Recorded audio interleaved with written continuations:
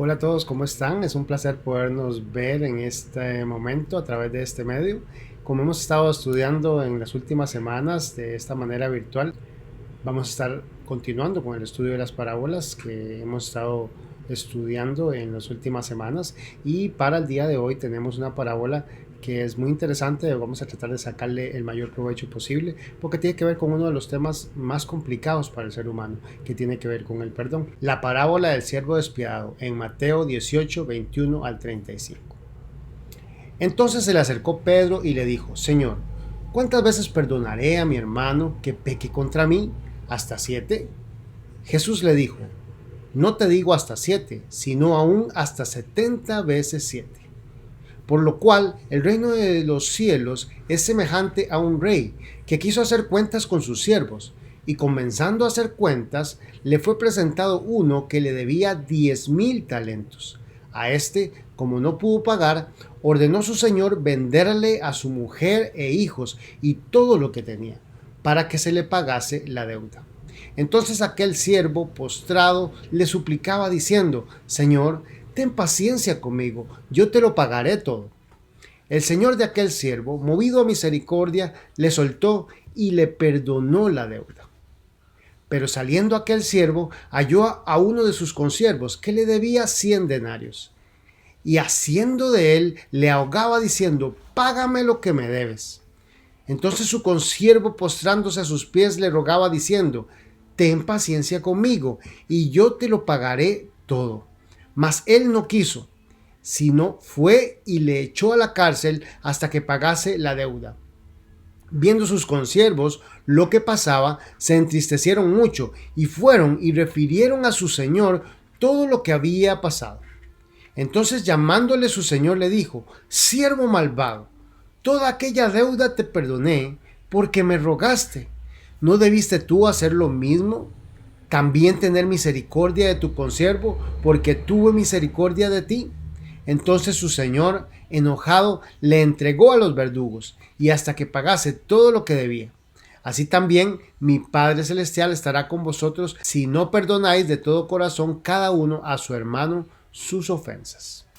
Hablando del contexto inmediato de la parábola, llegamos a ver que Jesús está hablando justamente del tema del perdón, y ha estado insistiendo en los temas que tienen que ver con perdón, justamente en algunos de los versículos y capítulos anteriores, en los que está hablando de algunas de las pautas que debe seguir la gente, porque le interesaba a Jesús que la gente entendiera que tenía que perdonar, que esto era algo muy importante, y hasta le daba las pautas a seguir para hacerlo.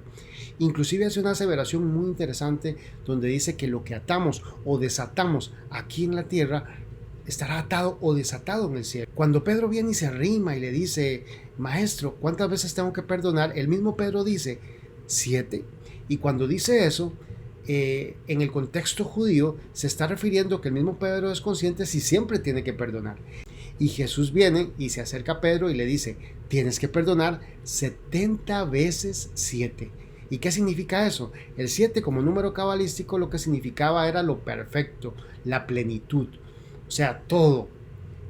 Por eso al decir 7 era siempre tengo que perdonar, pero 70 veces 7 era una forma de acentuar eso. O sea que sí, tienes que perdonar siempre, tienes que perdonar infinitamente, en todo momento, en toda ocasión. Eso es lo que se refiere Jesús en ese momento cuando le contesta a Pedro.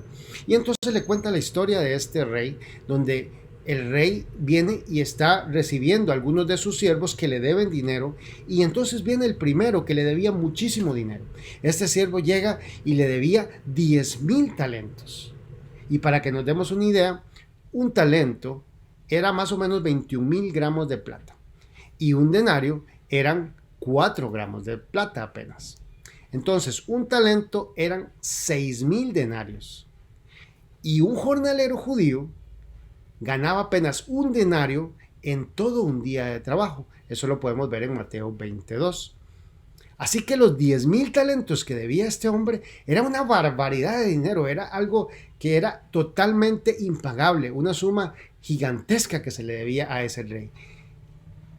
Aproximadamente eran 60 millones de denarios, que si lo pasáramos hoy día a dólares serían más de 59 millones de dólares. O sea, era una deuda totalmente impagable, y es básicamente lo que Jesús quiere dar a entender en ese momento con ese número. No obstante, hay otro siervo que a este le debe 100 denarios, que es aproximadamente 188 dólares, que digamos que es apenas un poquito más de 100,000 colones costarricenses. Una deuda gigante impagable versus una deuda pagable pequeña. Y esa es la historia que cuenta él. Entonces lo que cuenta es que viene este siervo que le debe toda esa barbaridad de dinero, y el rey le dice: Señor, usted me debe todo este dinero. Tengo que tomarte a tu esposa, a tus hijos y todo lo que tienes para que puedas intentar pagarme ese dinero. El señor viene, se hinca, se postra delante del rey y le dice que por favor tenga misericordia de él y que él le va a pagar. Entonces el rey se ve movido a misericordia y le perdona la deuda. Ni siquiera fue que le postergó el pago, le perdonó la deuda. Y entonces lo que dice la historia es que este hombre que fue perdonado viene y sale. Entonces cuando él fue y vio a ese su consiervo que le debía los 100 denarios, le dijo: págame todo lo que me debes. Y él le dijo: mira, ten paciencia conmigo, yo te lo voy a pagar. Pero él le seguía diciendo que le pagara, y lo encarceló porque no le pagó. Algunos otros consiervos que miraron lo que había pasado y habían notado que el rey le había perdonado a él su deuda, y sin embargo él no se la perdonó al otro, se sintieron muy tristes y fueron y se lo comentaron al rey y le dijeron todo lo que había pasado. El rey, muy enojado, dijo: traigan al siervo. Y cuando él llegó y se presentó delante de él, entonces, como dice el texto, le dice: siervo malvado, yo te perdoné todo lo que me debías, y tú fuiste y no fuiste capaz de hacer lo mismo con tu consiervo. Y entonces se refiere muy fuertemente a él. ¿Y qué es lo que hace? Entonces revierte su decisión anterior y le dice: ahora me tienes que pagar todo. Y entonces lo puso con los verdugos para que se lo llevaran y lo torturaran, hasta que pagara todo lo que tenía que pagar. Y esa es la historia que se cuenta. Entonces la parábola tiene muchas enseñanzas interesantes. Para tratar de entenderla en su contexto está: el rey representa a alguien que está por encima de todo y que llama cuentas a todos los que deben. En este caso estamos hablando de el Señor, de Dios. La deuda como tal representa algo de tan alto valor que es totalmente impagable por nadie. Esa es la deuda del primer siervo. Este siervo es un siervo adinerado de alguna manera, porque para deber tanto dinero pues había que tener mucho más capacidad. Ese es el primer siervo que tenemos. Es quien debe mucho y, a pesar de ser hasta impagable, implora y el rey le perdona. O sea, este siervo adinerado o más pudiente es aquel que le fue perdonado todo. Luego tenemos al otro siervo. El otro siervo, un siervo un poco más sencillo, apenas debe 100 denarios y debe poco al otro siervo. Y a pesar de que la deuda sí era pagable y le dijo: yo te la voy a pagar, no fue perdonado. Los otros consiervos que estuvieron y miraron toda la situación representan a todos aquellos testigos que siempre están a nuestro alrededor y que miran nuestro comportamiento y testimonio y pueden dar fe de nuestras acciones y lo que ven en nosotros. Los verdugos representan el juicio de Dios sobre aquellos que no entendieron el perdón ni perdonaron. Cada uno de los siervos pidió misericordia de la misma manera, inclusive utilizó las mismas palabras: ten paciencia conmigo, yo te voy a pagar todo. Se postraron y se arrepintieron. La deuda del primero era totalmente impagable y nos representa a nosotros de cara a Dios, que aquello que Dios nos ha perdonado era algo que nosotros no teníamos cómo pagar. La deuda del segundo representa a aquellas otras cosas que son pagables y que son cosas que puede ser que para nosotros sean relevantes, pero que son pequeñas de cara a lo que Dios hizo por nosotros y todo lo que nos perdonó. Pero muchas veces por esas pequeñas cosas nosotros creemos que no podemos perdonar a nuestro prójimo. Hay algunos versículos en que se habla de la importancia y se refuerza este mismo tema. En Efesios 4:32 hasta el 5:1 dice de la siguiente manera: antes, sed benignos unos con los otros, misericordiosos, perdonándoos unos a los otros, como Dios también os perdonó a vosotros en Cristo. Sed pues imitadores de Dios como hijos amados. Colosenses 3:13 dice: soportándoos unos a otros y perdonándoos unos a otros, si alguno tuviere queja contra otro. De la manera que Cristo os perdonó, así también hacedlo vosotros. Entonces, tenemos todos estos elementos en esta parábola que Jesús está diciendo y tenemos que sacar de ellos cuál es la enseñanza. Entre algunas importantes de sacar es: Dios nos perdonó a nosotros, a pesar de que nuestra deuda con Él, estábamos hundidos en el pecado, era algo que era totalmente impagable de cara a Dios, pero Él nos perdonó a través de la sangre de Jesús. De la misma manera, nosotros tenemos que perdonar todas las veces necesarias a quienes nos ofendan. Por eso dice Mateo 6:12: y perdónanos nuestras deudas, como también nosotros hemos perdonado a nuestros deudores. Las personas a nuestro alrededor ven nuestro testimonio y es acorde a lo que Dios ha hecho en nuestras vidas. Llega un momento en que Dios juzgará. Si seguimos su ejemplo, si perdonamos como Él lo hizo con nosotros, y entonces cada uno recibirá lo que merezca, sea esto el perdón, la salvación o la condena. ¿Qué cosas tenemos que sacar como una aplicación para esta parábola? La realidad es que en nuestra vida muchas personas posiblemente nos han hecho daño. Y quizás cada uno de nosotros, si nos ponemos a pensar en las gentes que nos han hecho daño, podríamos contar muchas. Algunas personas menos cercanas, algunas personas más cercanas. Inclusive quizás los que más nos han hecho daño son más cercanas. Pero estas personas tenemos y somos llamados a perdonarla. Si nosotros humanamente quisiéramos decir, yo puedo perdonar, yo quiero perdonar, quizás no se pueda.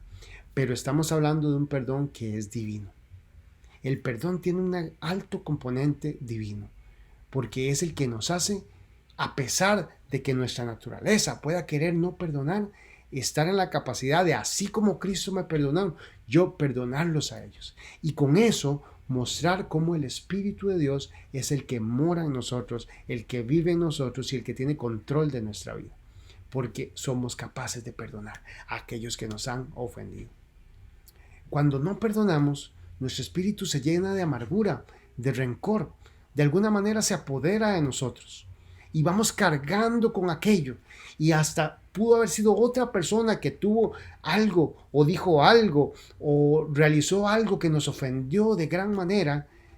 Nosotros llevamos la carga y el no perdonar a esa persona nos afecta grandemente de manera espiritual e integral.